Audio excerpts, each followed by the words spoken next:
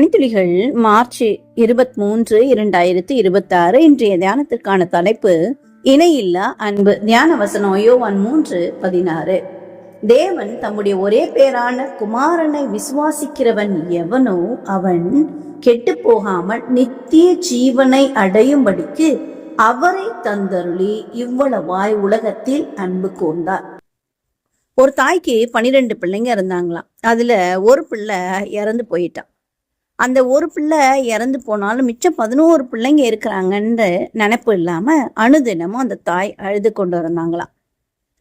அது போலதான் இயேசு கிறிஸ்து அவர் சொல்லும் ஓமையில 100 ஆடுகள்ல ஒரு ஆடு தொலைந்து போனாலும் அதை தேடி வராங்கன்னு சொல்லி, இந்த உலகத்துல 810 கோடியை தாண்டி மக்கள் தொகை இருக்குது, இன்னும் ஏறிக்கொண்டே போதான். ஆனாலும் ஒரு மனுஷன் கூட நித்திய ஜீவனை எழுந்து போக கூடாதுன்னு தேவன் விரும்புகிறார்.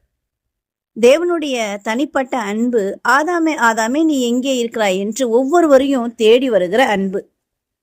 மோசேய பெயர் சொல்லி அழைத்தன்னு சொல்லி வேதத்துல சொல்லப்படுகிறது. யாத்திராகமம் 33:17 இதை பற்றி வாசித்து பார்க்கலாம். நாம் ஒவ்வொருவரும் தேவனுக்கு சொந்தமானவங்க. நம்முடைய ஒவ்வொருவருடைய பாவத்துக்காகவும் அவர் அடிக்கப்பட்டார், நொறுக்கப்பட்டார்.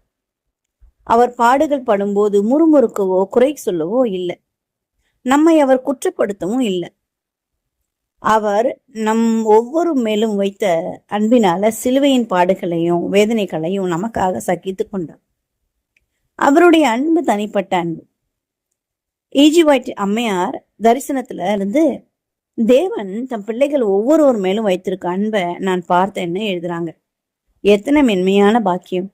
தேவ தூதர்கள் அந்த பிள்ளைகள் மேல் தங்கள் சட்டைகளை விரித்து பாதுகாத்து கொண்டிருக்கிறாங்களாம். ஒவ்வொரு பரிசுத்த பிள்ளைக்கும் ஒரு தேவதூதன் ஊழியம் செய்கிறார்னோ அந்த பரிசுத்த பிள்ளையாக நாம இருக்கிறோமான்னு நாம சிந்தித்து பார்ப்போம். தேவன் நம்மை ஆசீர்வதிப்பார். இந்த நாள் உங்களுக்கு இனிய நாளா இருக்கட்டும்.